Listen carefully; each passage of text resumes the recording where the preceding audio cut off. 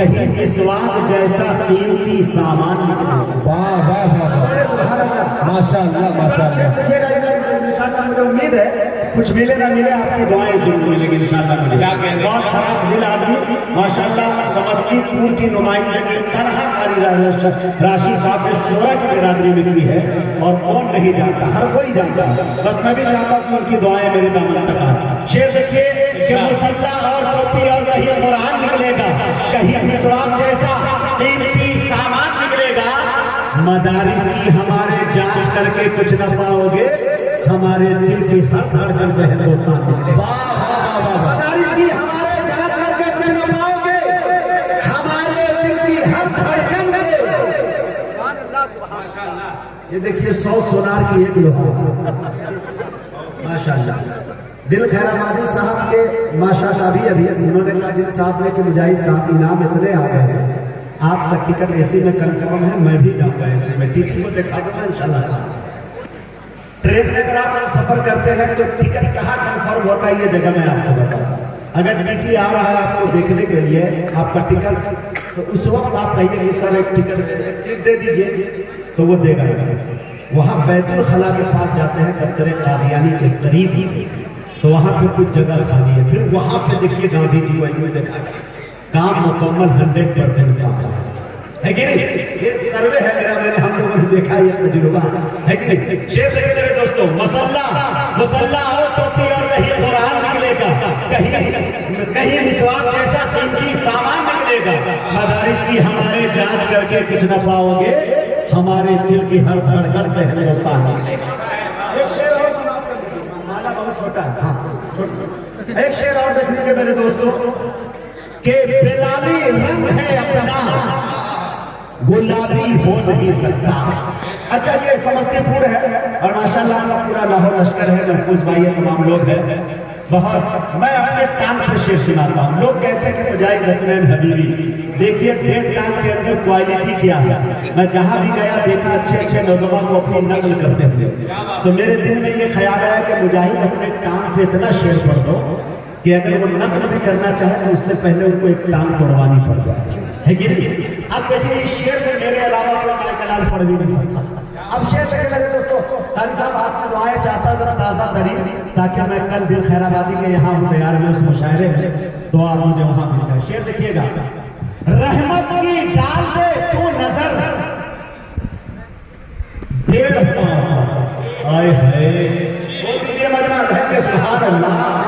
رحمت کی ڈال دے تو نظر ڈیڑھ پاؤں پر، رحمت کی ڈال دے تو نظر ڈیڑھ پاؤں پر، طیبہ کا میں بھی کر لوں سفر ڈیڑھ پاؤں۔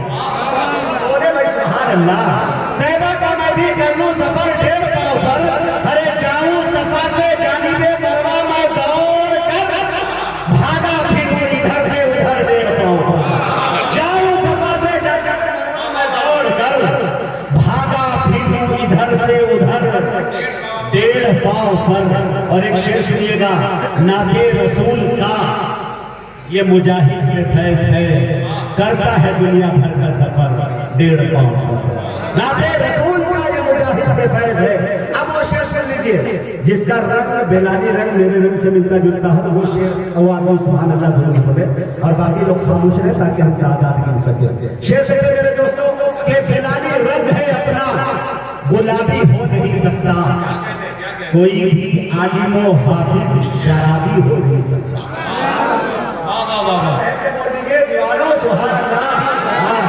بیلانی رنگ ہے اپنا گلابی ہو نہیں سکتا، کوئی بھی عالم و حافظ فسادی ہو نہیں سکتا۔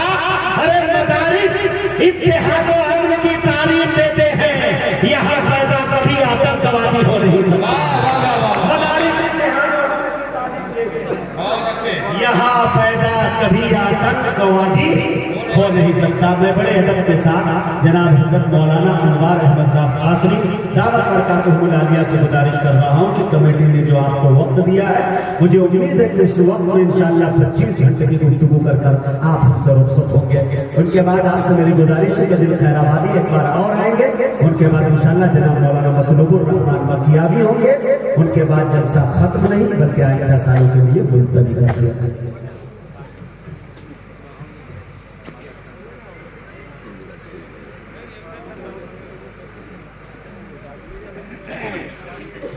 والسلام على سيد المرسلين وعلى آله وصحبه أجمعين.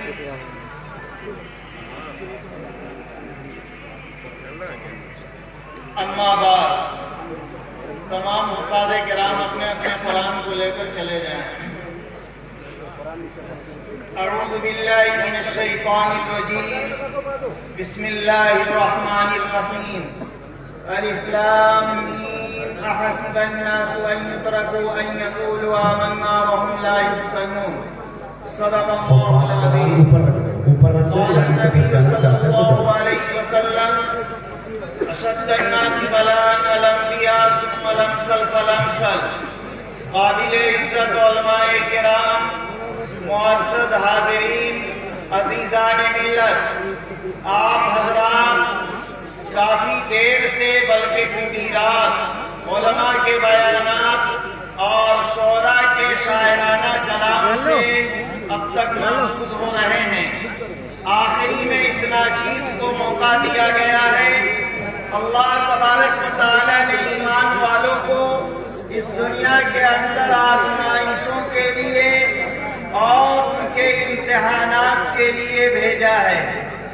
قرآن کریم کی جو آیت کریمہ پڑھی گئی، اس آیت کریمہ کے اندر اللہ تبارک و تعالیٰ نے سوال پوچھا ہے، اے ایمان والو، کیا خیال کرتے ہو؟ کیا تمہارا خیال ہے؟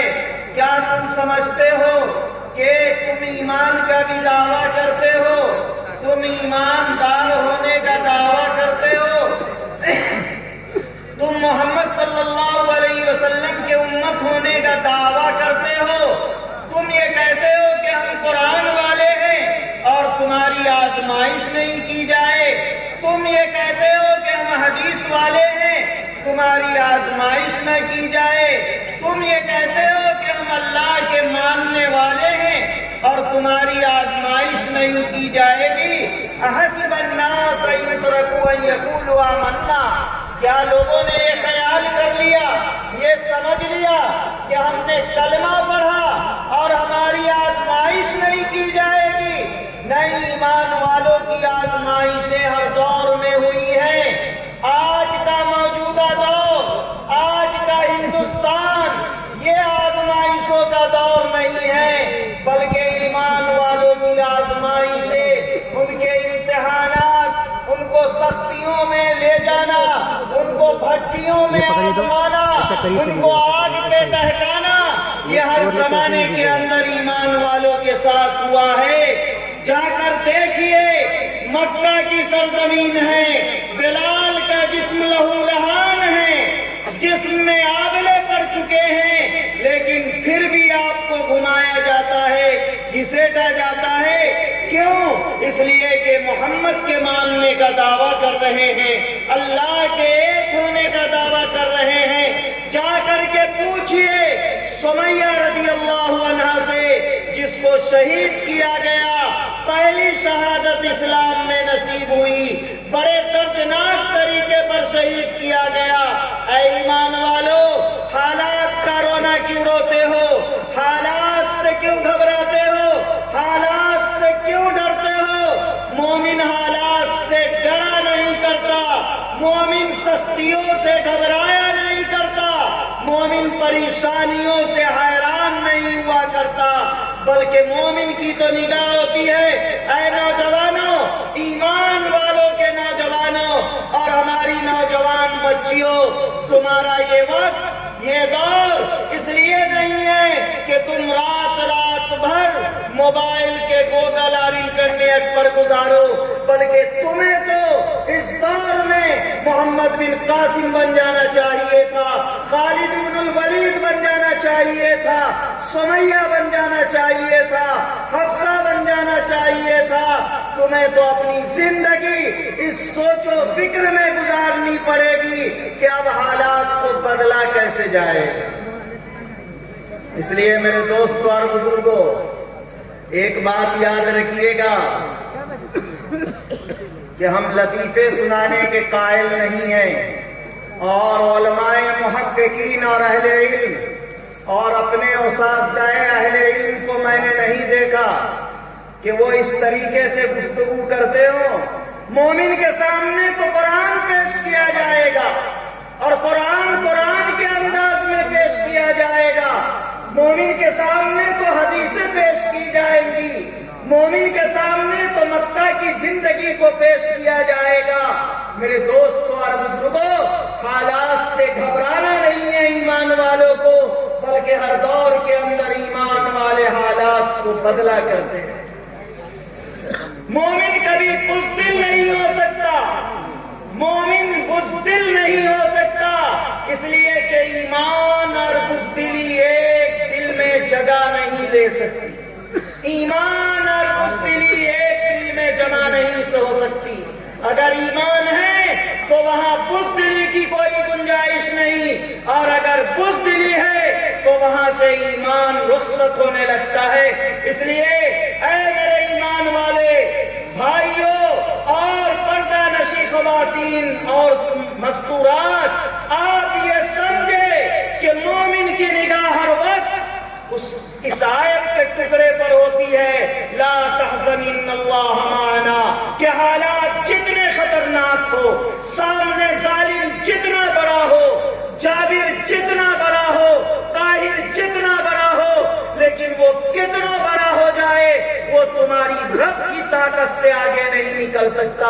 تو پھر جب یہ یقین ہے لا تحزن ان اللہ معنا، کہ گھبراؤ نہیں، اللہ تمہارے ساتھ ہے، اللہ کی معیت تم کو حاصل ہے، تو پھر سوچتے کیوں ہو اور گھبراتے کیوں ہو؟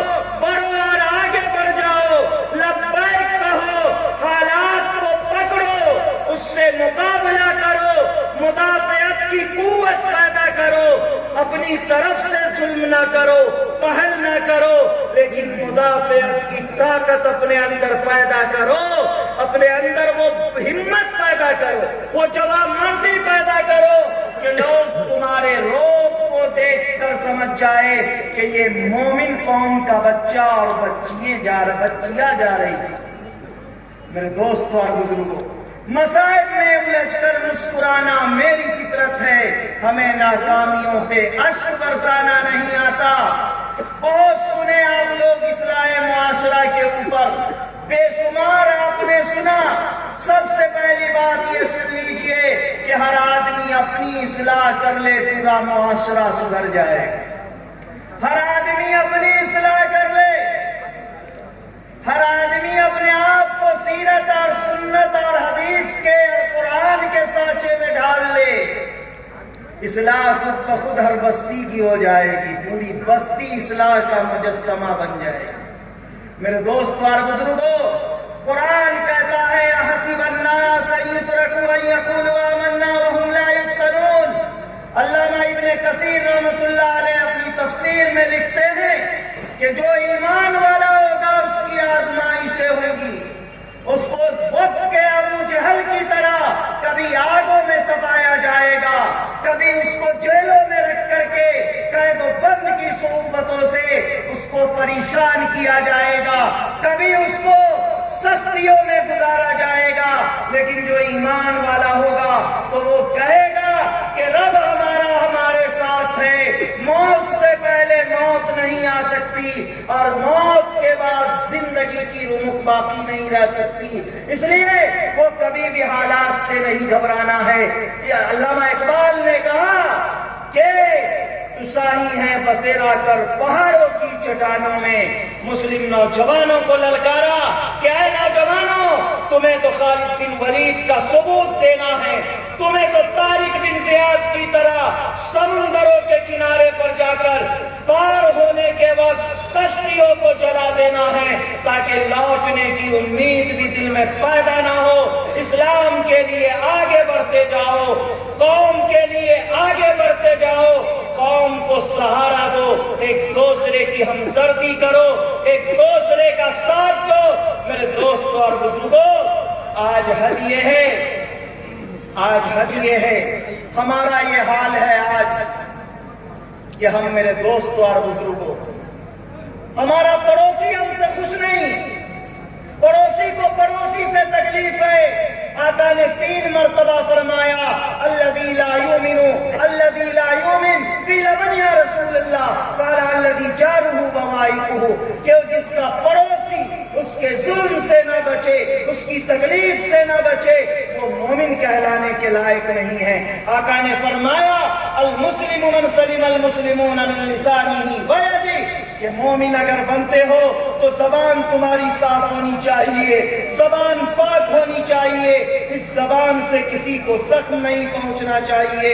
एक दूसरे की इज्जत करो, तकरीम करो और इकराम करो, छोटों के ऊपर शफकत करो, बड़ों की कद्र करो। एक मर्तबा अल्लाह के नबी सल्लल्लाहु अलैहि वसल्लम ने सहाबा से पूछा बैतुल्लाह के अंदर, ऐ सहाबा बताओ ये क्या है? कहा कि ये बैतुल्लाह है। कहा इसकी इज्जत कितनी है? कहा सबसे ज्यादा ये मुहतरम है। अल्लाह के नबी सल्लल्लाहु अलैहि वसल्लम ने कसम खा करके फरमाया, सुनो, एक चीज ऐसी है जिसका मकाम और एहतराम इस बैतुल्लाह से भी ज्यादा है, और वो क्या है? एक मोमिन की इज्जत। एक मोमिन की इज्जत है। जिसने किसी मुसलमान की इज्जत को तार तार किया, उसने बैतुल्लाह को गिराने से खतरनाक काम किया। जिसने किसी मुसलमान की पगड़ियां उछाली, उसने बैतुल्लाह को मुनहदिम करने से ज्यादा खतरनाक काम किया। आज मेरे दोस्तों और बुजुर्गों, जहालत की वजह से आज हमारे अंदर बहुत सारी चीजें आ गई हैं। आज हमारी तालीम का चूंकि ये जलसा तालीम की वजह से हो रहा है, बुनियाद इसकी तालीम है। बच्चों ने पढ़ा तो जलसा हुआ, लेकिन एक बात याद रखिए कि आज हमारी कौम, हम जिसका नुज़ूल ही इकरा हुआ था, वो आज हम तालीम में सबसे पीछे, सबसे गए गुजरे हैं। और दुनियावी तालीम को तो छोड़ दीजिए, सचर कमेटी की रिपोर्ट जो कमीशन ने पूरे हिंदुस्तान का सर्वे करके कई सालों में तैयार किया, हर बस्ती के अंदर जाकर, हर मोहल्लों के अंदर जाकर जब उसने रिपोर्ट पेश की, तो उसमें उसने साफ साफ लिखा कि पूरे मुल्क में सबसे ज्यादा पीछे मजहबी और दीनी तालीम में भी अगर कोई है तो वो मुसलमान। उसकी रिपोर्ट सुनिए कि सबसे पीछे।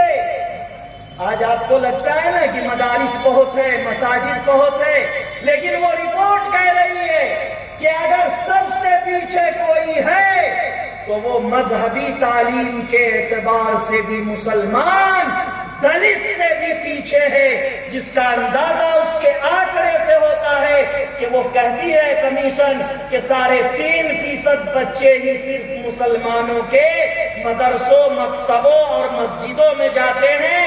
ये तो लॉकडाउन से पहले की बात है, और लॉकडाउन के बाद ले लीजिए तो पूरे हिंदुस्तान के मदरसे का जो तादाद का तखमीना अगर तय किया जाएगा तो वो अब 2% से भी नीचे आ गए। जो कौम अपने मजहबी तालीम में भी इतनी पीछी हो, उस कौम की बुलंदी कैसे होगी मेरे दोस्तों? जिस कौम का पहला सबक इकरा है कि पढ़ो, इल्म हासिल करो, नमाज नहीं, रोजा नहीं, हज नहीं, ज़कात नहीं, सबसे पहला सबक है इकरा, पढ़ो। लेकिन अफसोस की बात, ये हैरत की बात है, आज हमारी बच्चियों में तालीम का, दीनी तालीम का बिल्कुल ही न होना साबित है मेरे दोस्तों और बुजुर्गों। इसलिए आप हजरात अल्लाह और उसके रसूल के दामन को मजबूती से थामिए, सच्चाई को लाजिम पकड़िए। किसी से मोहब्बत अल्लाह और उसके रसूल की बुनियाद पर कीजिए, और किसी से बुग़्ज़ भी अल्लाह और उसके रसूल की बुनियाद पर कीजिए।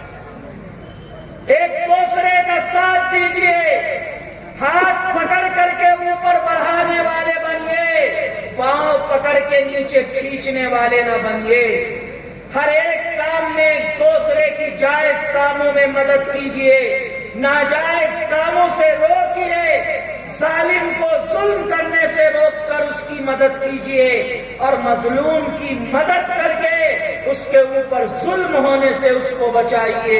انصر اخاک ظالما او مظلوما، اپنے بھائی کی مدد کرو اگرچہ وہ ظالم ہو یا مظلوم۔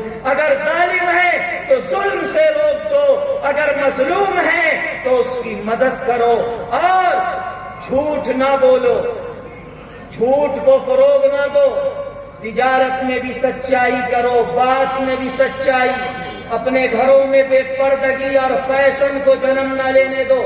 اپنے گھروں کا ماحول دینی بناؤ، پڑوس کا ماحول دینی بناؤ، عزت اور وقار کو ملحوظ رکھو، ہر دین کے خلاف کام جو ہے اس سے احتراز کرو۔ میرے دوستو اور بزرگوں، وقت بہت ہی کم ہے، اپنی بات کو سمیٹنا ہے۔ خطیب العصر اور ہم سب کے اکابر حضرت مولانا مطلوب الرحمن صاحب مکیاوی مد ظلہ العالی دام ظلہ، اللہ تعالیٰ ان کی عمر میں برکت عطا فرمائے، تشریف فرما چکے ہیں۔ میں آپ حضرات سے بس اتنا پھر کہہ رہا ہوں آخری میں کہ ایمان والے کبھی بھی سست نہیں ہوتے، ایمان والے چالاک، تیز رفتار ہوتے ہیں۔ وہ سستی اور تھکاوٹ کو اپنے پاس نہیں آنے دیتے ہیں، سستی اور تھکن کو اپنے ایمان کی حرارت سے دور کرتے ہیں، اور بزدلی کو کبھی قریب مت آنے دیجیے، اس لیے کہ بزدلی اور ایمان ایک جگہ گھر نہیں کر سکتی۔ بزدل نہ بنیے، ہمت پر بنیے، اور ایمان کے تقاضوں پر عمل کیجیے، شرطوں پر عمل کیجیے۔ میرے محترم دوستوں اور بزرگوں، آج بڑی حیرت کی بات ہے کہ ہر آدمی، ہم بھی، سب بھی یہ کہتے ہیں کہ سنت پر عمل کیجئے، دین پر عمل کیجئے۔ جب تک ہم عمل نہیں کریں گے کامیابی نہیں ہوگی، کیونکہ قرآن کہہ رہا ہے وَأَنْتُمُ الْأَعْلَوْنَ إِن كُنتُم مُؤْمِنِينَ، کہ تم بلند اس وقت ہوگے، تم رفعت سے ہمکنار ہوگے، عزتیں تمہاری قوم کو ملیں گی جب ایمان کے اوپر مکمل ہمارا عمل ہوگا، لیکن ہمارا عمل کوئی نہیں۔ میرے دوستو اور بزرگ، ہم علماء حضرات بولتے ہیں، لیکن ہم میں ہمت ور علماء کرام آنے چاہیے، ہمت ور جو عشاء کے بعد 9-10 بجے کے بعد بالکل روک دے جلسے کو، پروگرام۔ یاد ہوگا آپ حضرات کو 100 سالہ اجلاس ہوا تھا اشرف العلوم کنوا کا، جب دارالعلوم دیوبند کے تمام محتمین حضرات اور اساتذہ اکابر کو دعوت دی گئی تو سب سے پہلے اکابر نے کہا کہ 100 سال پہ آپ جلسہ کر رہے ہیں، اور آپ کا مدرسہ ممتاز مدرسوں میں ہے، شریعت کی تعلیم دینے میں ٹاپ مدرسوں میں ہے، اس لیے آپ اپنے ایک ایک قدم کو سنت سے الگ نہ ہونے دیجئے۔ تاریخ گواہ ہے، 1.5 کروڑ سے اوپر کا خرچہ ہوا جلسہ میں، آپ کے میرے علاقے میں وہاں کا کوئی آدمی نہیں آیا، لوگوں نے پہنچایا وہاں، تعلیم اس کو کھچوا رہی ہے، لیکن تینوں دن اجلاس جو ہے صبح 9 بجے سے شروع ہوتا اور رات کے 10 بجے ختم ہو جاتا۔ کروڑوں لاکھوں 10 لاکھ کی بھیڑ، بڑے بڑے اکامل کا اجتماع۔ ہم بولتے ہیں لیکن اس کو عمل میں کریں گے کب؟ جب ہم نہیں کریں گے تو کون کرے گا میرے دوستوں اور بزرگ؟ کون کرے گا؟ ہم ہی کو کرنا ہے۔ مار کھا کر بلال نے عمل کیا، مار کھا کر ابو ذر نے عمل کیا، مار کھا کر کے صدیق اکبر نے عمل کیا۔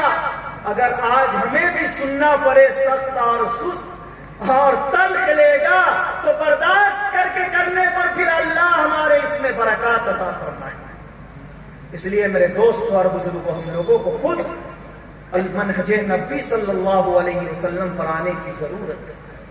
اللہ تعالی ہم کو اور آپ کو صحیح راستے پر چلنے کی توفیق نصیب فرمائے، اور غلط راستوں سے، گمراہیوں سے اللہ ہماری حفاظت فرمائے۔ وآخر دعوانا ان الحمدللہ رب کہ 24 نومبر بروز جمعرات پورے سمستی پور ضلع مدرسہ اسلامیہ شاہپور بگون جو 1909 سے